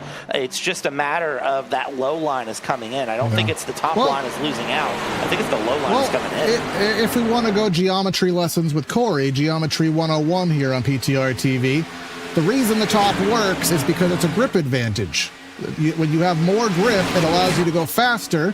It allows you to carry that extra geometric distance around and make it a net gain. But when the track temp goes down, there's more grip on the bottom, and then the math equation just doesn't work out. If you can run fast on the bottom, there's not enough speed difference to make that long way around actually work out to be a net gain. That's what you'll see later in races and at night races. That's why so many people say races are better in the daytime. It's because that math equation works out where the top has that advantage. So still seeing some of it, but not all of it here. And I'll stop teaching college classes here and let's watch this battle for second.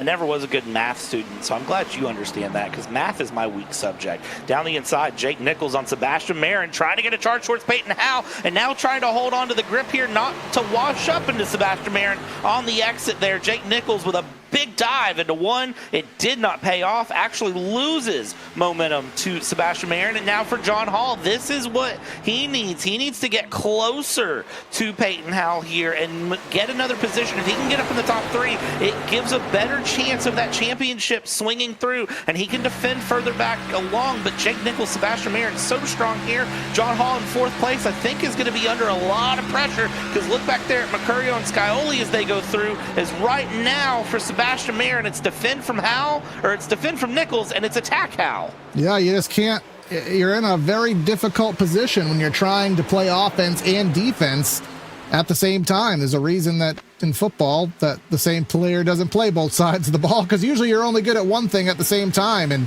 it's very hard to make a pass but also not be passed. But you can just run that perfect lane here, which may be in the middle this time by. Nichols trying to get a good cut move, which we're seeing a late apex.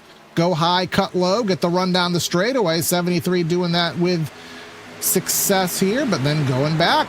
Peyton Howell, John Hall, Brian Mercurio bump drafting. And again, let's do the counting, Brett. How few times have we talked about James Scioli tonight? But finally, here he comes into the top 10 here when the race becomes important with 25 to go.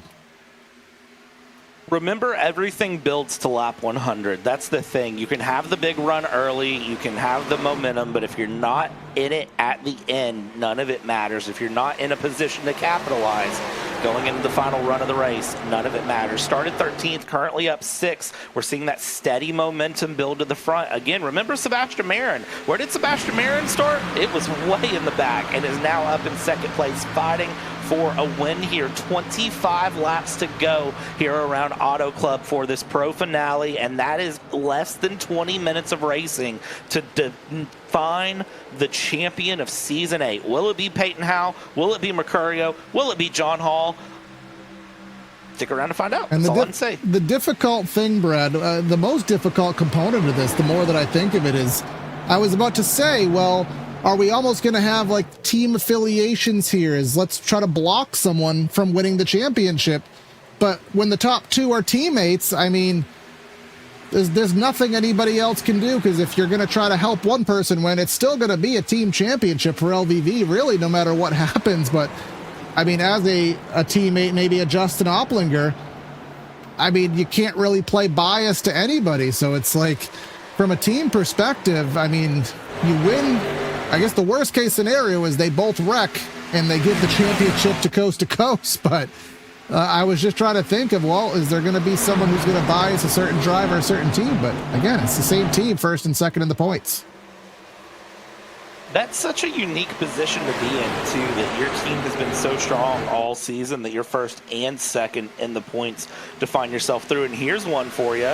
Let's also throw this one into the mix. Sebastian Marin is a teammate to these two as well. So Sebastian Marin is an LVV Racing affiliated driver who now complicates the waters a bit, because Marin can't really play a favorite either to Howell or Hall, because Marin's affiliated with their team. So that's what I was getting at, Brad. That's because what if Marin is leading the race? Does it benefit him to let Peyton Howell get the win?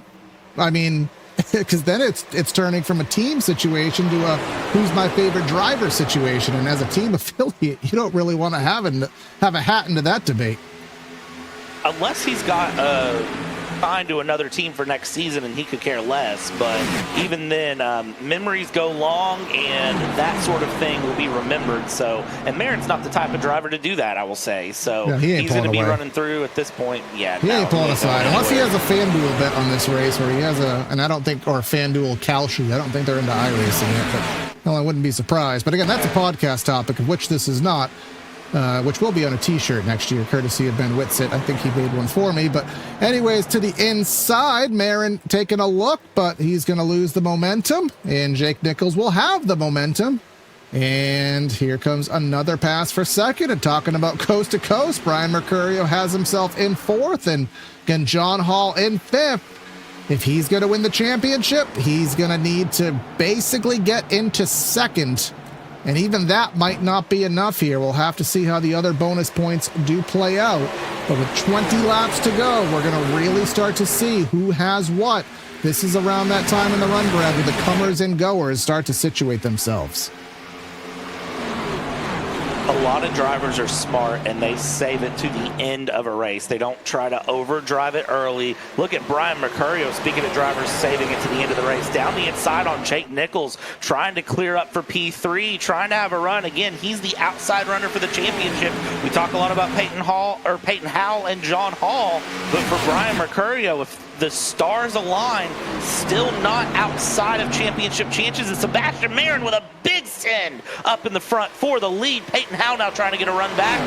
What in the world? Marin with a big dive. And Marin has done that multiple times here tonight. He has been able to make that Hail Mary. We've seen that Hail dive, and there it is, Peyton Howell style.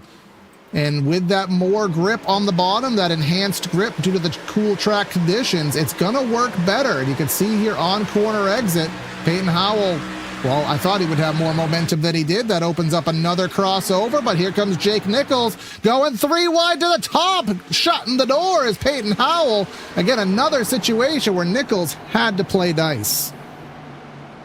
That scared me quite a bit. I'm not going to lie. This is where we're within 20 to go, and if you're Peyton Howell, you can taste the potential championship, so you're going to get a little bit more aggressive with it. Nichols had the spot. He had to back off. He saw it there, and if he didn't back off, it wouldn't have been a wreck for the 52. He would have had himself in the wall, so it was one of those just really awkward racer positions. But now, Peyton Howell has lost the lead, so if we look at it now, we have a 3-position swing. So right now, John Hall is the champion out of P5 unless he falls further through the field. So again, Peyton Howell has that pressure that if the gap is less than 5 positions, he needs to win the race to win the championship. It's going to be so close to the end, and I can't wait to see that final margin for the championship, whichever way it swings. It's going to swing one way or the other, and I can't wait for it here as the drivers come along and through. This is where we really have to think. We're down to the count in from 20. Mercurio, an eNASCAR Coca-Cola driver back in 2022, knows how to get the job done, knows how to run this car strongly up in the front, trying to go down the inside here on Peyton Howell. Peyton Howell now down into 4th place. This is a disaster moment for the 52. That 52 needs to get some cars between him and John Hall. Somebody into the wall back there. May have been Beckner, couldn't quite make it out, but yes, indeed. It's been a long time since we've seen the 24 and the 52 next to each other, which for your 24 fan, that's a good thing. If you're a 52 fan, not so much the case here, but specifically if the 52 loses the lead, loses the spot, that's going to be even more cataclysmic. But here comes the 7 of Scioli there in the 6th spot. Thought he was going to go 3 wide. Pulls back into line. But again, folks, there is no strategy from this point on. If you're just joining late, got about 2 cautions in the race. They can make it to the end on their current fuel load. So we're seeing the tires go, the comers and goers, who saved, who has exhausted what they have here as we try to round out the 2026 season. Just doing some math here on the back end right now for where things need to go. It's a 4-point swing leading into this race in favor of John Hall over Peyton Howell. Now, as a reminder for everyone, the driver who wins gets 47 points, 2nd place gets 42, and then it walks down from there, 41, 40, 39, etc. There's a bonus point for qualifying on pole, which neither driver qualified for. There's a bonus point for leading a lap, and a bonus point for leading the most laps, and a bonus point for finishing with a 0x.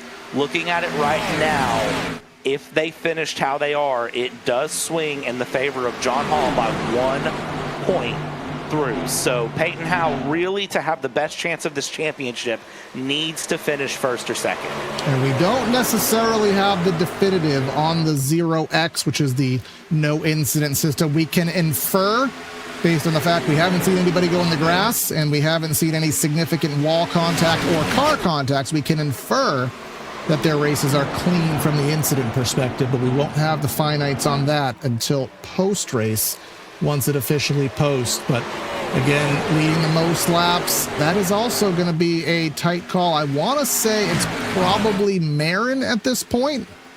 Let's pull up where Marin is, 24 laps. Peyton Howell has led 21, and I'm struggling to think of who else led a myriad of laps. Justin Oplinger, 11. So there is a possibility if Howell can get back up front for about 4 or 5 more laps, that could be the other laps led bonus point, but he's in 4th now.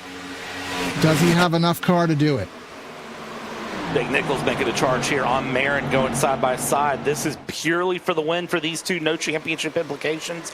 Just great battling here between these two drivers. Nichols had the run to the inside, lost the momentum on corner exit, and well, some taps in the walls for James Scioli, I believe it was, tapping the wall, if not Peyton Howell. I think it was Peyton Howell and Brian Mercurio off of 2, and that sacrificed a spot for Peyton Howell back to 5th, although John Hall is down to 7th as Philip Groner is playing in the party right now. So is that 24 on a downward spiral? Doesn't seem that Peyton Howell is done yet, but who is now joining the chat very late in the race, James Scioli up to 4th.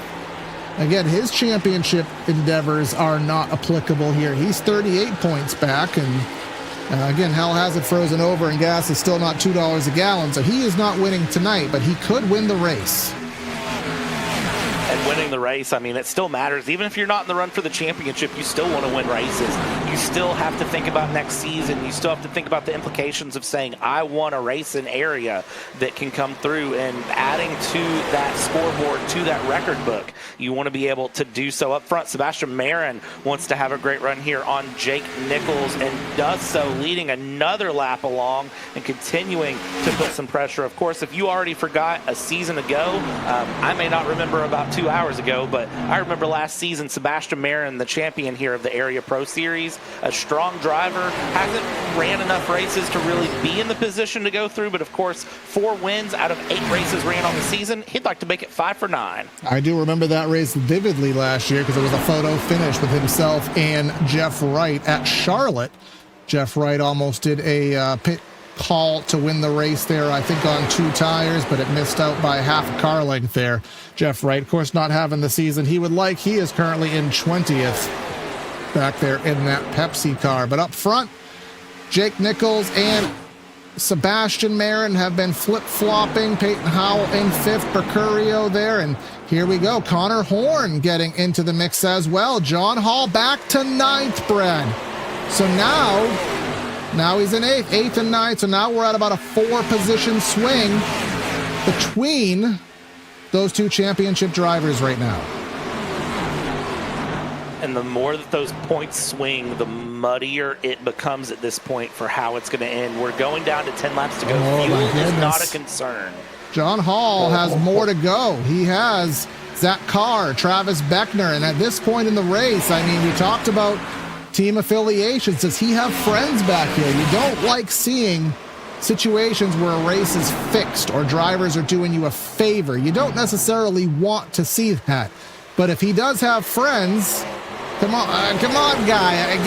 You don't need the spot. I do. I mean, we've seen it before, but I don't know if it's going to happen. Yeah, this is a case of, is anyone going to play favorites, friends, or mortal enemies? Who do you really want to see win the championship? What's the storybook that's trying to be written here? Again, right now, it sits by 1 point based on where they're at. Unofficially, I do want to throw that app there. Unofficially, I am not the say-so on the points here. So that 24 is in a very precarious spot here, but Travis Beckner really trying to make a run here. Here's the 11, Philip Groner. Everyone working the high line into 1 and 2, and that 11, Philip Groner, almost up into the walls. They all late diamond down and around, and look at Beckner with the big old send to the inside. 3 wide on the exit. Yeah, this is a 3-point swing right now. If they're 4 points separated, they both have a bonus point on the day, at least 1. So that would be a tie. And if it's a tie, it does go to the 24 with his 4 wins on the season. But if, again, it turns into a 5th point, then it goes in Peyton Howell's favor. And he is in 4th, and he's running by himself in 4th. He's kind of, oh no, spin in the back. Will it cause a caution? That's Skylar Shackelford. It's off the track for now. And it remains off the track. This is, let's see. There's a speed difference. Will the algorithm call it? It will not. We stay green. How that didn't become a caution that would have changed everything is beyond me. Thankfully, in iRacing, we can't call the precautions, and there's no hot dog wrappers on the track to worry about. Look at that, though. That is an unfortunate moment there for the 88. I mean, as I always say on these broadcasts, there is the algorithmic angle that will cause a caution, but if there's also a massive speed delta between cars on the track, sometimes that'll trigger it as well. I thought that last second car passing him could have did it, but it did not. And we stay green here. 7 laps to go, and things are certainly spicy. I've neglected pulling up our stat sheet here on the day, and I know Hunter always does provide it, to see if we've had any overtime finishes here at Auto Club in the Florida State Builders Pro Series, because those trends sometimes are applicable, and we've never had an overtime finish here. Jake Nichols has won the last 2 Fontana races here in the Pro Series, so he would love to go for the 3-peat. James Scioli, he won the season further back than that, so those 2 drivers have a grip on this Auto Club Speedway in this series, and they're 2nd and 3rd right now.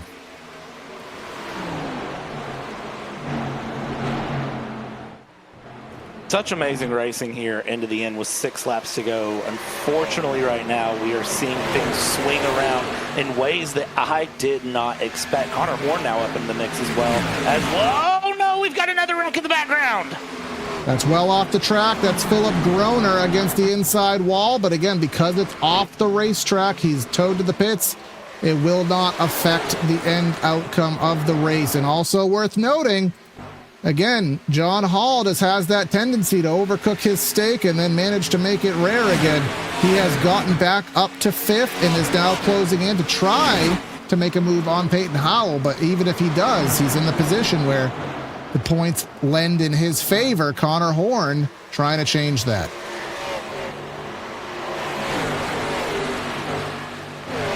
Five laps to go. Connor Horn trying to get in the mix here between John Hall and Peyton Howell.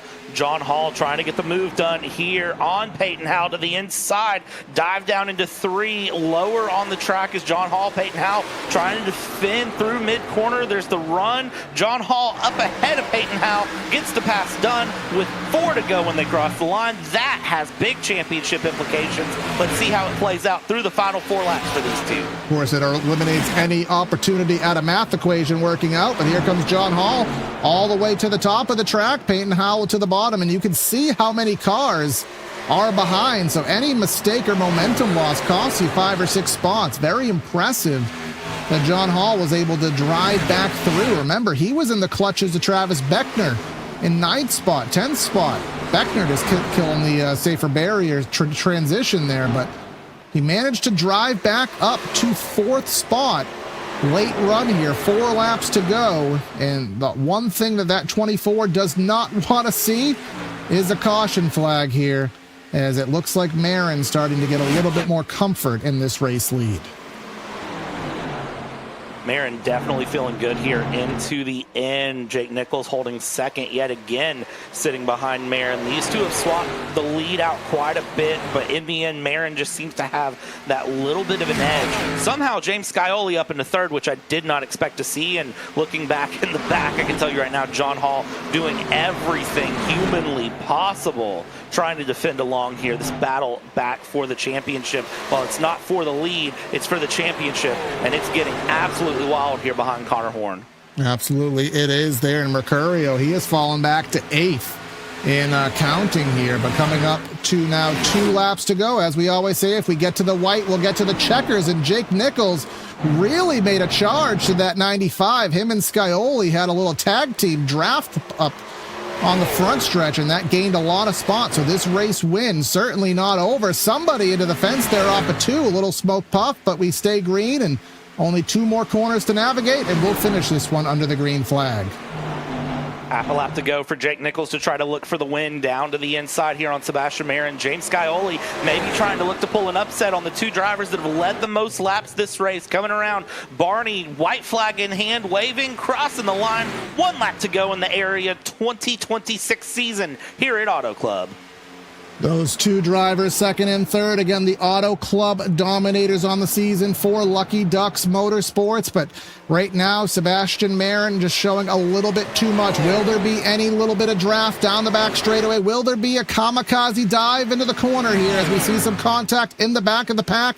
Peyton Howell and John Hall side by side. But coming through, there will not be. Sebastian Marin on another race on the season in his playground here on Thursdays. He's going to come off of 4 and get win number 5 on the season. But more importantly here, coming off of 4, they're side by side. Peyton Howell trying to get the spot. He'll get it, but it won't matter. John Hall is the unofficial Florida State Builders Pro Series champion. Side by side across the line for 4th place. What a wild way to go there along. Travis Beckner with a strong charge up as well to get up into a top 8. Unfortunately, not able to break that goose egg this season. Unofficially, LVV, John Hall, champion. We'll wait for the official confirmation from admin here in order to make the announcement, but and Brad, let me just Ben Whitsitt, I know you're going to watch this replay, and I know that call is not good for your recap, so I'm just going to say this. And John Hall wins the 2026 Florida State Builders Championship. That's just going to help his ad read, because he's not going to want unofficial in that. He's trying to do my man a favor over there. But Sebastian Marin, I know he's going to watch that. And I try to help him out with the commentary on that. But anyways, Sebastian Marin, again, this is win number 5 on the season, and we are just going to wait and rapidly spam F5 here on the points till they update. But obviously, Sebastian Marin winning, no surprise, 39 laps led. And John Hall, he did fall 5th. Peyton Howell got around, but again, the way that it all stands out, he did enough, and he's going to celebrate here under the Fontana sunset. And the celebration there, the nose bumps from the 2 teammates, again, affiliated drivers with LVV. Good to see them both celebrating through. Sebastian Marin, last season's champion. John Hall, this season's champion. Showing the love for each other here, and I'm waiting on the cars to break, but I have a feeling that 24 is going to try to break that car regardless, because that a championship in area, it's huge, especially when you're following up the likes of Sebastian Marin. It could be defining for a championship. There it goes, and hopefully he can get a push there to the Auto Club victory lane. John Hall, while he is broke his engine and he's stuck on the front stretch, let's go start our post-race show and give you the final rundown of results here today, this evening. Getting the race win by a margin of 1.5 tenths is Sebastian Marin over Jake Nichols. James Scioli, again, a quietest run he's had, but he got a 3rd. Peyton Howell, he led so many laps, but just fell back in the end. Fell a little short for 4th. John Hall, our unofficial champion, in 5th. Connor Horn, Travis Beckner, Zach Carr, Mercurio, and Justin Opplinger. He led a lot of laps from the pole, finishes 10th. P11 here on the night. Jonathan Evans, DJ Stagner, P12. Jared Skinner in 13th. Josh Parrish in 14th. Joshua Adams in 15th. Michael Tucker, P16. Bryce Sinisak found 17th. David Weishart, that's the driver who was trying to go for the early save, thinking that they could pull off a one-stop race in 18th when it's said and done. Ben Pierce at 19th. And Chilcutt, the 2-tire wonder, finishes P20. And we'll let the rest of them scroll on through, because it is a busy night and we want to get to our post-race show as quickly as possible. Everybody here, obviously their days did not go the way they want. And of course, our wishes go to Garrett Grant, losing his spotter, his good friend Dwayne Dunn. Had that silent lap. He didn't race. He was just here for the memoriam. And we give our condolences to you and that family, Grant. But again, on a more positive note, let's start our post-race show. And Brad, we have P3 here. James Scioli, a quiet run for him, but he got himself a podium, and he is with you. James Scioli, 3rd place there. A quiet run, as Corey said, going through and charging up. In the end, finishing 3rd. How's it feel? Yeah, it feels pretty good. I kind of sucked early, not gonna lie, and then I was committed to trying to run the bottom, and there was just so much momentum up top. I just kept giving up spots, and then there was the one run in the middle of the race where I restarted 16th, drove up to like 10th, and then got stuck on the bottom, fell back to 16th, drove up to 11th, and then accidentally shut my car off trying to look to the right to see where I was bottom 3, and fell back to 20th. So to go from 20th to 3rd in the second half of that race was pretty sweet, and it was fun carving up through the field. I think Phil ended up getting wrecked, but teammate Philip Groner, I mean, we were carving up through the field, and it was pretty fun. I gotta ask, were you watching your mirror for that championship battle? I mean, to an extent, obviously you don't want to be the one that cost somebody the championship, right? But also, at the same time, I mean, I knew that I had better tires than John, Peyton, and Brian towards the end of the run there, so I wasn't just going to sit there and let the 2 leaders walk away. So just trying to be smart within reason, but, you know, still racing hard, still racing everybody for position. Absolutely. And looking at your season as a whole, of course, you won at Portland. You won the Daytona Road Course. Kind of sum up your season for me, James, here in area. It's been a wild run. How's it been for you, and what's your plans for next year? Yeah, it was fun. This is a good group of guys. I think it's, I mean, one of, if not the best leagues on iRacing. And I mean, it shows there's just so many good guys in here. The talent has grown. I've been here since the latter part of season 1, so watching it grow from where it was in season 1 to now is really special. It's cool to see, and it's fun racing these guys every single week. You know, you don't get that running the official stuff like this. You know who's going to be up front. You know who you're going to be racing, and and always fun just having good hard battles. Looking back, I wish I would have won on an oval. Swept the road courses, which I always try and do, but definitely would have been nice to get one on an oval. Came close a couple times, a lot of good runs. So overall cannot be upset with the season. Absolutely. Well, James, congratulations on the third place. Great to catch up with you as always. And, well, I usually say we'll talk to you later, but we'll talk to you later, but we'll see you on track next season. Right, yeah, and real quick, I just want to give a big shout out to you guys. Thanks for being here this season and capturing some of the special moments. I know earlier in the season we were having crazy finishes, it seemed like almost every week. So thank you guys for being a part of it. Thanks to the admin team for everything that they do. Big shout out to Lucky Ducks, second in the team standings. Jake had a good run. We were all up front. Thanks to Simrap Market, Tilt to 5 for being on the car. And big shout out to Dwayne. It was pretty special doing that pre-race, and just watching Garrett drive to the front. It was pretty special, and you don't get that in a lot of different leagues. So cool to see, and always glad to be a part of it. So thanks, guys. Thanks, James. We'll catch up with you later. All right. And now, Brad, also with our race winner. Before we get to our champion, let's just have a quick word with Mr. Sebastian Marin, and he's with Brad.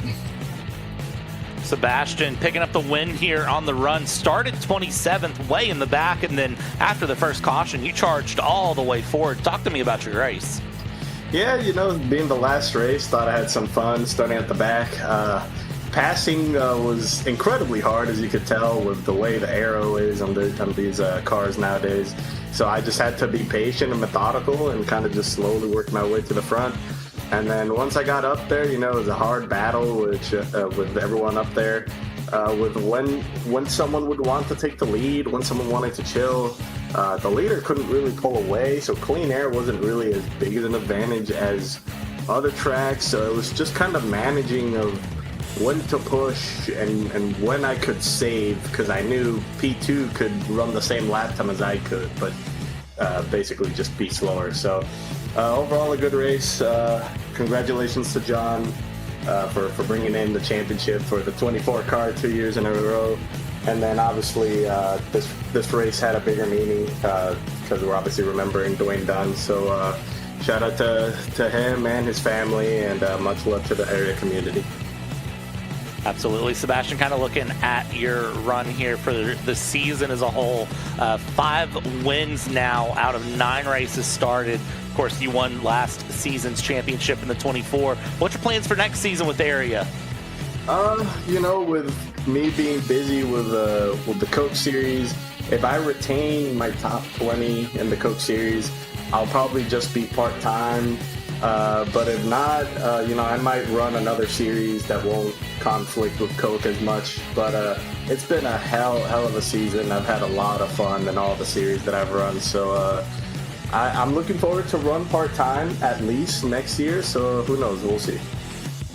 Awesome. And Sebastian, before we let you go, man, anyone you want to thank, anyone you want to shout out, the floor is yours.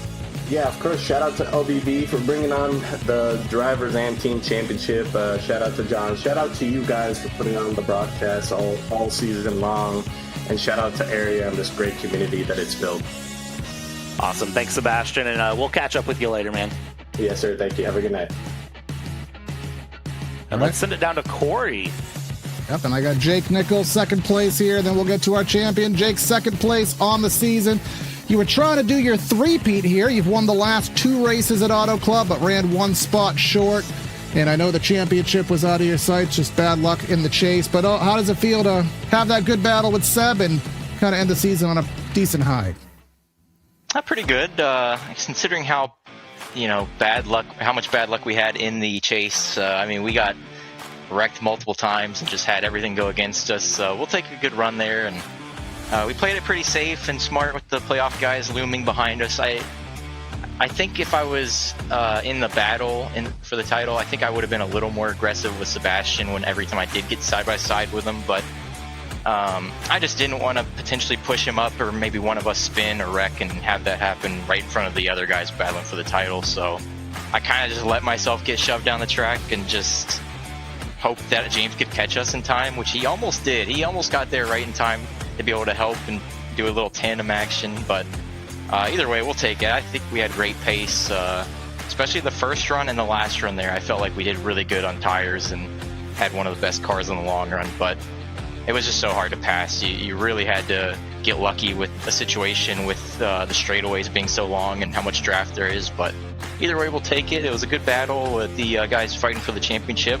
I cut them both a break at one point in the race where we could have wrecked had I not, but I would much rather race with respect than ever put them in a bad spot and potentially ruin their hopes. So either way, it was a good night for the Lucky Ducks team, and finishing second and third with Aftermarket Coffee and everyone on board, and a fun season overall. Yeah, you took the words out of my mouth. I was just going to say, you definitely played nice at least 2 times there on the front straightaway, but you would have wrecked yourself in the process. But obviously now we got about a 6-7 month, 6-7, why did I do that?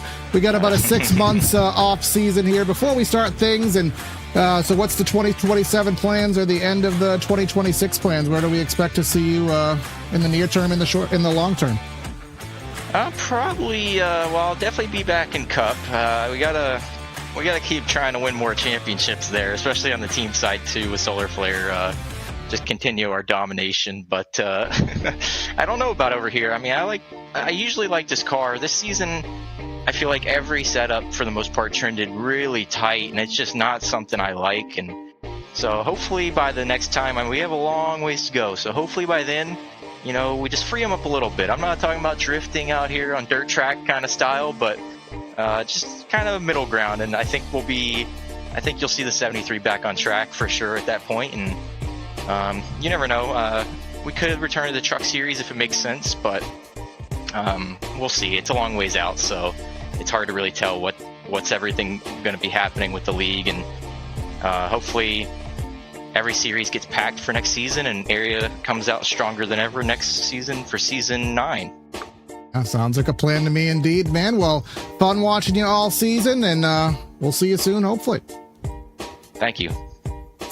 And now, with no further ado, we will head down to our 5th place finisher. That is John Hall.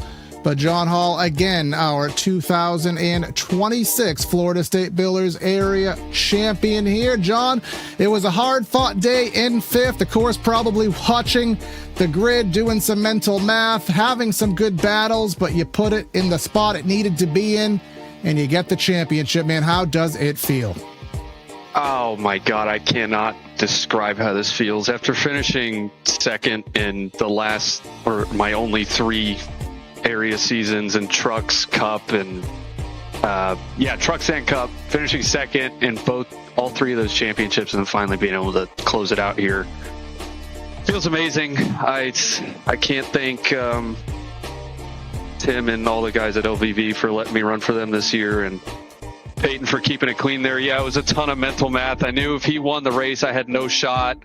And I was waiting for Seb to try to make a move on him. And then once he got the move done, I was like, all right, as long as we both fall back through the field at this same rate, where I keep 2 cars in between us, we're fine. And then at the end there, I made the pass, and then it had me nervous when he went for the move there at the end to try to get by me. And I thought, wait, did I do math wrong as we crossed the line? And then Jacob came over the radio at the end to say I had it. So there was a whole bunch of mixed emotions. It was a really fun race too. I wish the setup had a little more turn in it, but great season, great battle with Peyton there and Brian and everybody this entire season. It was an absolute blast, and I love this league a lot, and this championship means a ton to me. Second finally won a championship for the league in the league. So absolutely. Yeah, man, I cannot describe the feeling right now. Absolutely. And I just want to ask, at a more micro scale, looking at the individual race, it seemed as though, Peyton Howell made his surge. He led some laps. You never really got that dominant lead pace for a sustained time, but then it seemed like you were falling back. You were almost about to fall out of the top 10, and we really were getting nervous for you, but then you kind of got back on the saddle there, drove back up to 5th. Did you have to cool the tires down? Did you just have to take a deep breath? How did you manage to gain those spots back to put yourself in that position? I don't even know, to be honest with you. I knew I was dropping too many there with about 15 to go, and I was like, all right, well, it's time to go now. Enough with the messing around and trying to keep the tires on. I have such a hard time knowing how much right front I have on the car with these really tight setups. So I feel like I get too timid and wait too long to start going, but then time was running out, and I saw Peyton was on the back foot too, so I was like, all right, it's time to go. And I don't know, I found an extra gear or something there at the end. Well, you did just that, man. You're fun to watch all season. You've been dominant on these high-speed ovals. You've won 4 races, and here you are with a championship. I'll give you the floor. Any final shouts, thanks, or just final words you want to offer on the season? Yeah, thank you to the guys at LVV, Brass Rain, Yarn Hub, and Simperior here for running the finale championship scheme here at the end. That was super awesome for them to come on board here at the end. Yeah, it's been a really fun season this entire year. I can't wait to do it again next season and whatever series I end up running, but we'll be back for sure. And yeah, super stoked. And thank you guys very much for running the broadcast. Watching these back, they're very professional, and you guys do a great job too. So absolutely, we appreciate the kind words. Go celebrate, man, and great job this season. Thank you very much. Thank you. And well, Brad, we signed in early, early mid-March, and here we are at the end of, beginning of August, and we are wrapping things up here. A great race and a well-deserved champion.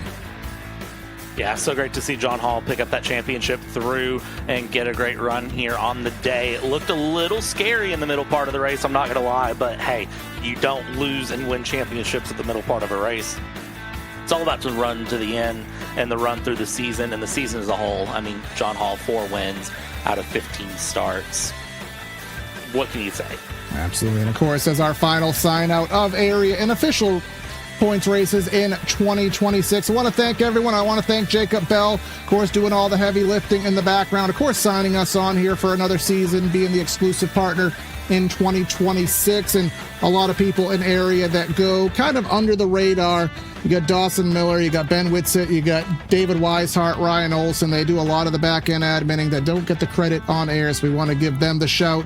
Of course, our condolences, of course, go to Dwayne Dunn, his family, Garrett Grant as a someone who was very well affiliated with Dwayne, and of course, as well, Ricky Springer, fighting leukemia as well, and a lot of negativity, a lot of bad luck has come across area in recent weeks, but as a cohesive, working together, coming together, and getting through these tough times and getting to enjoy the highs that are championship evening. Congrats go to John Hall.